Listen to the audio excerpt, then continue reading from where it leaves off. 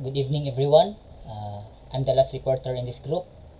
My topic for today is risk management. So, risk management have 8 importance in managing risk.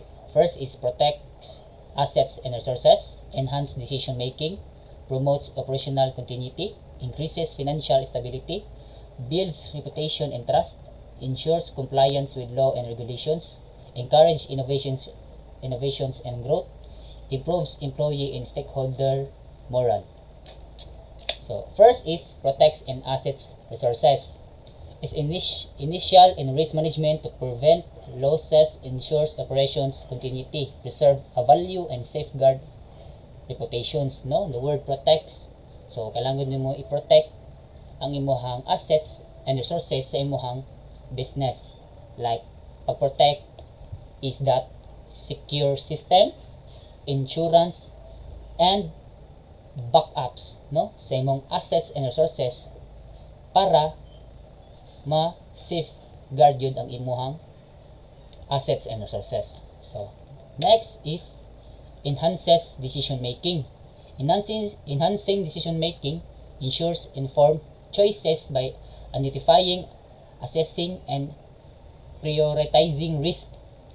So, enhancing decision making is that this is also important, no, sa risk management na dili ra usa ang mo desisyon sa usa ka business kundi ang tibuok, no.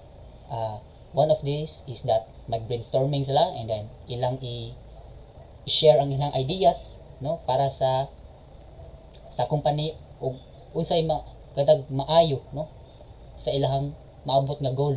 So diha mag-brainstorming sila unsay mas maayo and then diha na mo decision ang pinaka-head og unsa joy sakto nga i-decision diha nga operations or goal sa inyohang company. So, next is promotes operational continuity. So, promoting operational continuity through risk management involves planning for disruption, system failures, or natural disaster. So, kani ang promotions operational continuity is that one of the example is that katong pandemic, no, as mga daghang mga business dito nga nangahunong sila but they need to sell or to sold ang ilang mga products dito sa mga customers. So, as a business and then na-pandemic, wala na face-to-face nga buyers. So, diha ni sod ang online shopping. So, diha mo continue gyapon ang iyong operations o mabaligya yung mga products dito sa mga customers. So, next is increases financial stability. Increases financial stability through risk management helps minimizing financial losses from market volatility, fraud, or unexpected expenses. So, increase financial stability, no? The word financials, you need to be ready, no, sa mga moabutay nga mga unexpected expenses sa inyong business kaya para ma-manage gyapon nimo o ma-minimize nimo ang financial losses dito sa inyong company. So, fifth is builds reputation and trust. So, build reputation and trust through risk management involves acting responsibility, addressing risk proactivity, and maintaining transparency. So, kani ang build reputation and trust is that you need to strengthen your relationships between the customers or the stakeholders. Kaya para og nanoy strong relationships ang katong customers is that mabalik-balik na siya buy sa imuha and then maka-influence siya dito sa laing customers nga diri mo palit sa imuhang business. And also you need to have a strong relationship dito sa imong stakeholders kay para mutaas ang iyuhang long term gikan sa stakeholders ug sa imuha. So next is ensures compliance with laws and regulations. regulations. So ensuring compliance with law and regulations through risk management help avoid legal penalties and reputational damage.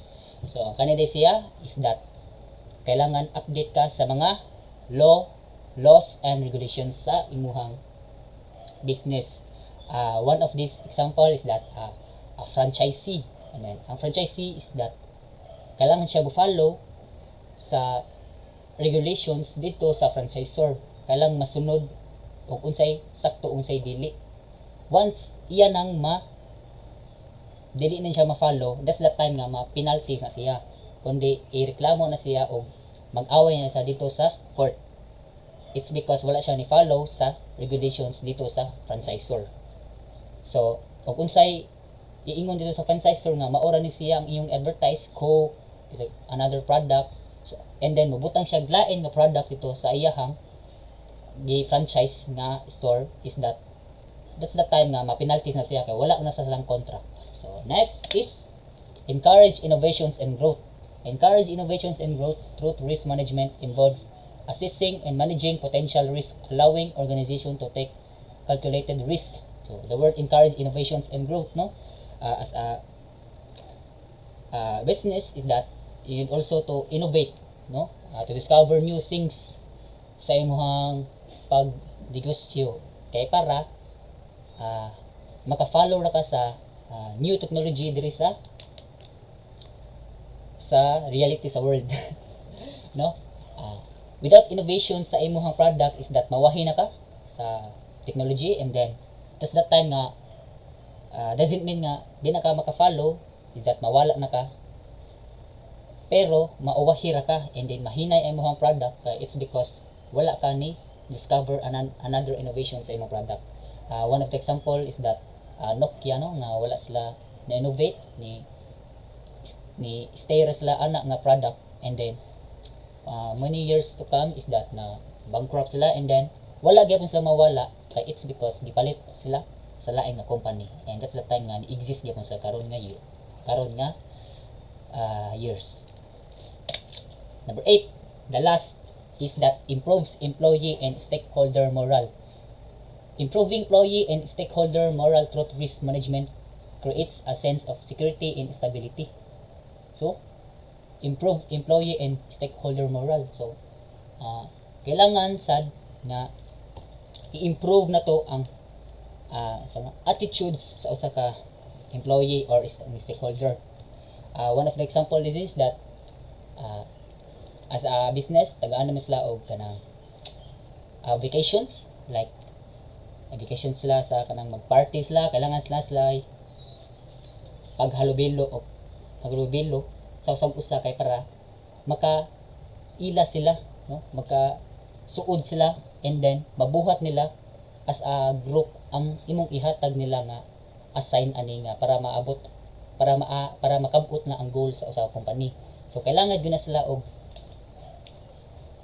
mag-connections lang duha, like kanang imo mo sila og kanang party kay para maka-connection sila o makaila-ila sila, no? Makabanding sila. Kay once nga dili na sila, wala na sila connection sa duha o di sila makaila, is that mag-away na sila, and then ig-away na, that's the time nga di na sila ka-focus silang goal kay wala man sila magkaila sa usag-usa. As a business owner, no, you need to give jud sila sa ilahang time, no? Like vacations gyud. Kaya para magkaila gyud sila, and then maabot ang time nga maka-ilan na sila, and then makuha nila ang goal sa usa ka company nga ihatag sila. So that's the report for my risk management topic. That's all. Thank you and God bless.